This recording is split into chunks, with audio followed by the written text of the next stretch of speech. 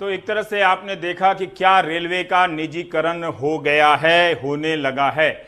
मैं पर्ची लाया हूं, अगर आप गूगल में जाकर इंटरनेट में रेलवे का निजीकरण नहीं होगा पीयूष गोयल हिंदी और अंग्रेजी में टाइप करेंगे तो कई तरह के बयान होंगे, लेकिन 3 बार इन्होंने सदन के भीतर बोला है। 17 मार्च को और 22 नवंबर को, 17 मार्च 2020, 22 नवंबर 2019 को राज्यसभा में रेल मंत्री ने कहा है कि रेलवे का निजीकरण नहीं होगा। ये बात क्रिस्टल क्लियर है। जुलाई 2019 में लोकसभा में पीयूष गोयल ने लिखित जवाब में बोला है कि किसी विशेष ट्रेन की पहचान नहीं की गई है जिसे प्राइवेट कंपनी चलाएगी। उस वक्त लखनऊ जाने वाली तेजस ट्रेन को, तेजस एक्सप्रेस को प्राइवेट कंपनी के हाथ में देने का एक बयान आया था। जनवरी 2020 में इंदौर में रेल मंत्री कहते हैं कि रेलवे देश और देश की जनता की धरोहर है, इसका निजीकरण नहीं होगा। अक्टूबर 2019 में इनका बयान मिलता है कि निजी निवेश होगा, निजीकरण नहीं होगा, और जब तक हमारी सरकार है या हम सरकार में हैं निजीकरण नहीं होगा। अब देखिए कि ये हाल है रेल मंत्री के बयानों की। 4-5 बयान निकालकर हमने बता दिए जिसमें वो कहते आ रहे हैं कि रेलवे का निजीकरण नहीं होगा। अब रेलवे बोर्ड के सदस्य कहते हैं 5% होगा।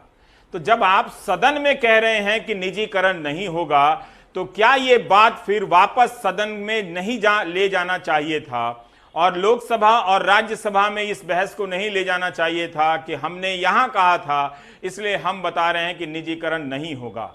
आप मार्च के महीने तक कह रहे हैं कि निजीकरण नहीं होगा, लेकिन अब आप कह रहे हैं कि निजीकरण होगा। पब्लिक प्राइवेट पार्टनरशिप में साथ में निवेश करेंगे। भारत की जनता को भी उस निवेश में सहभाग लेने का अवसर मिलेगा। पर मैं ये शुद्ध रूप से स्पष्ट कर दूं कि भारतीय रेल को प्राइवेटाइज करने की ना तो कोई प्रस्ताव है, कल्पना है, और ना कभी प्राइवेटाइज होगा। तो आपने देखा कि पीयूष गोयल आपको स्पष्ट कर रहे हैं सदन में और सदन के जरिए जनता को कि रेलवे का निजीकरण नहीं होगा। परिमल, जरा बताइए कि अभी जो रेलवे ने कदम लिया है ये कौन सा करण है? निजीकरण है या कोई और करण है? बात कह के सदन से पलट जाने का कोई करण है ये? नहीं, बात सही है कि ये निजीकरण ही है, और बार बार इस बात को लेके हमने भी सुना था कि ये बार बार मंत्री जी की तरफ से कहा जा रहा था कि निजीकरण नहीं होगा। लेकिन कल इन सब चीज़ों पे विराम लग गया जब रिक्वेस्ट फॉर क्वालिफिकेशन को लेके रेलवे ने लंबा चौड़ा बयान दिया कि कुछ प्राइवेट पार्टी है जो ट्रेन ऑपरेट करेंगी और 151 ट्रेनें ऑपरेट करेंगी। जो दलीलें दी गई हैं वो दलीलें कुछ इस तरह से हैं कि मॉडर्नाइजेशन कोच का किया जाएगा जिससे आप वर्ल्ड क्लास ट्रैवल का आनंद ले सकेंगे, ट्रैवल टाइम घटेगा, जो सेफ्टी मेजर्स हैं वो ज़्यादा बेहतर हो पाएंगे, मेंटेनेंस कम करना पड़ेगा, आपकी जॉब अपॉर्चुनिटी बढ़ेगी। ये कुछ दलीलें हैं जो दी गई हैं और बताई गई, और पुख्ते तौर पे आज भी प्रेस कॉन्फ्रेंस में यही दलीलें दी गई कि ये सब वजह हैं जिसकी वजह से हम कर रहे हैं। एक और चीज़ इसमें बताई गई कि जो ट्रेनें अभी हम चला रहे हैं वो 4000 किलोमीटर पे हम मेंटेनेंस करते हैं। जो मॉडर्न कोचेज आएंगी जो मेक इन इंडिया के तर्ज पे होगी, जो अभी तक बताया गया है, वो 40,000 किलोमीटर पे मेंटेनेंस करना पड़ेगा, यानी महीने में एक ही बार उसका मेंटेनेंस करना पड़ेगा। कुछ चीज़ें और भी इसमें साफ है कि ये कहा गया है कि अगर कुछ पैरामीटर तय किए गए हैं, जैसे पंक्चुअलिटी को लेके पैरामीटर है, मेंटेनेंस को लेके पैरामीटर है, अगर उसको मीट नहीं करती हैं ये प्राइवेट पार्टी तो उस पर पेनल्टी भी लगाया जाएगा। तो सीधे तौर पे निजीकरण की दिशा में जो बहुत लंबे समय से सुगबुगाहट चल रही थी, कई सारी बैठकें हो रही थी, उस पर विराम कल शाम से लग गया। परिमल, हम ये जानना चाहते हैं कि रेलवे के यूनियनों का क्या कहना है, और ये सब जो दलीलें दी जा रही हैं कि ट्रेनें टाइम से चलेंगी, तो सरकार क्या अभी तक टाइम से नहीं चलाने में सक्षम है? रेलवे का अपना इतने दिनों का सिस्टम है जिसमें बहुत सी रेलगाड़ियां समय से भी चलती हैं, और ये जो कोच है क्या रेलवे ही बना रही है जो 40,000 किलोमीटर के बाद इससे मेंटेनेंस की जरूरत पड़ती है? इस तरह के जो बहाने दिए जा रहे हैं। कोच की तस्वीरें तो पिछले कई साल से पीयूष गोयल ही ट्वीट करते हैं कि भारतीय रेल की कंपनियों ने, अलग अलग कोच कंपनियों ने आधुनिक कोच बनाए हैं। अब अचानक से कौन सी ऐसी प्राइवेट कंपनी आ गई है कि जिसके लिए आप इस तरह की बहाने बना रहे हैं? क्या ये कोविड-19 का फायदा उठाकर रेलवे को निजी हाथ में देने की कोई तैयारी चल रही है या तैयारी पूरी हो गई है जिससे अब हम देख रहे हैं? देखिए, दो तीन चीजें लगातार, आपके सवाल बहुत सारे हैं, उसमें जवाब देना बहुत जरूरी है। एक एक करके मैं जवाब देता हूं। कुछ हमने हफ्ते भर 10 दिन पहले देखा था कि रेलवे ने ये कहा था, कंपेयर करके पिछले साल से 2 महीनों की तुलना इस बार की थी तो 58% उसकी जो कमाई है वो घटी थी, यानी कोविड के दौर में जो कमाई है वो घटी थी। फाइनेंशियल कमिश्नर को लिखा गया, फाइनेंशियल कमिश्नर ने चिट्ठी लिखी थी तमाम जोन के जीएम को कि जो जो कटौती आप कर सकते हैं वो कीजिए। कई सारी चीजें थी, उसमें फर्नीचर नहीं खरीदना था, टेबल कुर्सी नहीं खरीदनी थी, कंप्यूटर नहीं खरीदना था, नई गाड़ियां नहीं लेनी थी, फंक्शन त्यौहार कम करने थे, वर्चुअल मीटिंग पे जोर देना था। तो ये कोशिश और कवायद 10 दिन पहले शुरू कर ली गई थी कि जहां जहां आप हाथ समेट सकते हैं वो हाथ समेटिए, पहली चीज। दूसरी नंबर चीज ये कि रेलवे मेंस फेडरेशन नाराज जरूर है, लेकिन उस तरीके से आवाज बुलंद नहीं कर पा रहा है जो आम दिनों में करता था। शिव गोपाल मिश्रा से बात हुई, उन्होंने कहा कि ये बहुत गलत कदम है, ये अच्छा कदम नहीं है। जब दूसरे सारे देश जो है वो राष्ट्रीयकरण की ओर जा रहे हैं, तब निजीकरण की ओर जा रहे हैं, लेकिन वो आवाज बहुत प्रखर और मुखर होकर निकलती हुई नहीं दिख रही है। और यहां पर जो कहा जा रहा है, जो कोचेज हैं, वो कहा जा रहा है कि मेक इन इंडिया होगा, लेकिन उसको कौन बनाएगा इसको लेके बहुत स्थिति साफ नहीं है। लेकिन अपनी दलीलें जो आमतौर पे थोपी जाती है कि हम सही हैं और हमने जो कदम उठाया वो बिल्कुल सही है, उस दिशा को लेकर आज प्रेस कॉन्फ्रेंस भी किया गया और चीजों को लेकर बताया गया। लेकिन आप अपनी ही बात करेंगे, जो आपकी बात है, जो आपकी जबान में है, जो आपके दिमाग में है, आप वही बात करेंगे और उन्हीं चीजों को रखा गया। हम बहुत सारी क्वेरी वहां पे शांत जरूर हुई, लेकिन ये जो दिशा में बहुत दिनों से जो चल रही थी चीजें कि निजीकरण होगा नहीं होगा, बैठकों का दौर चल रहा था, उस पर आखिरकार विराम लग गया और 2023 के अप्रैल से ट्रेनें चलनी भी शुरू हो जाएंगी जो प्राइवेट पार्टी ऑपरेट करेंगी। जी, और एक और बात देखने की जरूरत है कि रेलवे सबसे बड़ी रोजगार देने वाली संस्था है। ये एक सरकारी संस्था जरूर है, मगर इसने इतने दिनों तक सिस्टम को चलाया है।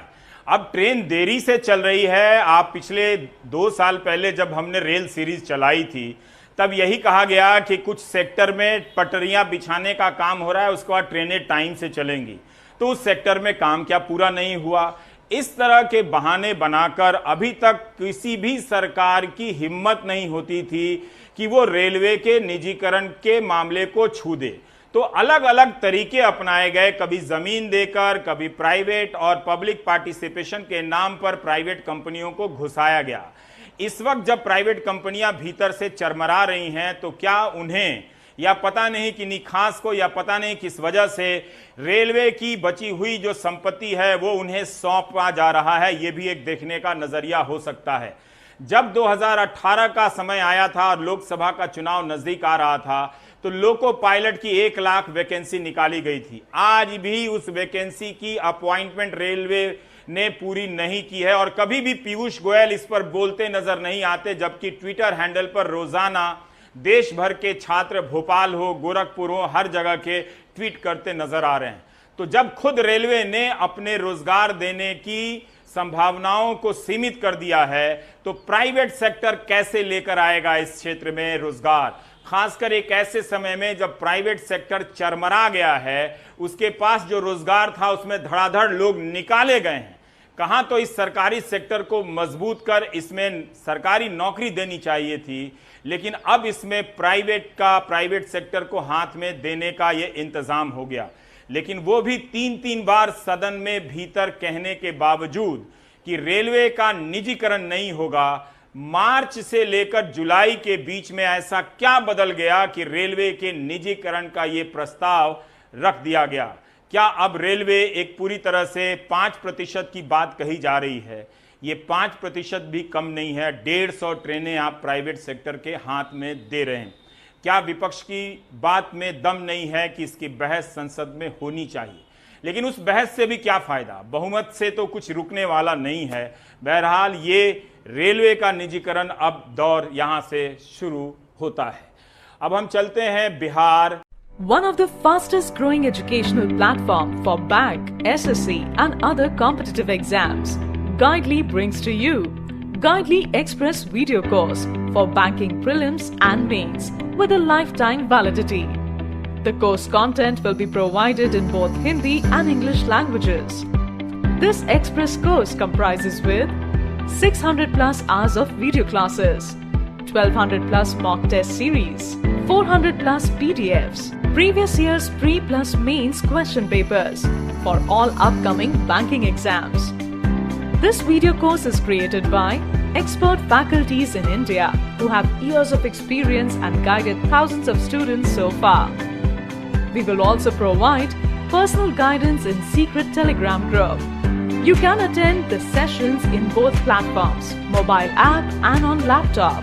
And that's not all. If you are selected in the exam, you can get 100% cashback from our end. So what are you waiting for? To enroll in our Express video course, go to this link today.